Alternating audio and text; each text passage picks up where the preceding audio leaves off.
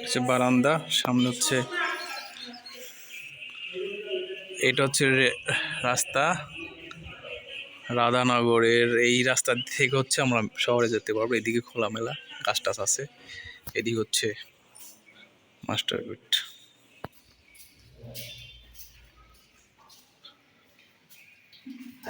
এটা হচ্ছে রান্নাঘর। হ্যাঁ আমি লাগাচ্ছি।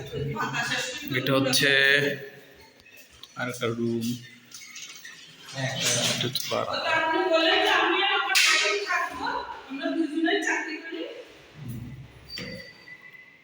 Common bathroom, common.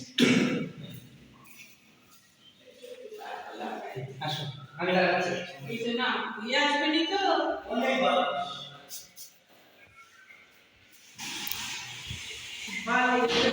এটা ভাড়া হচ্ছে ৮,০০০ টাকা।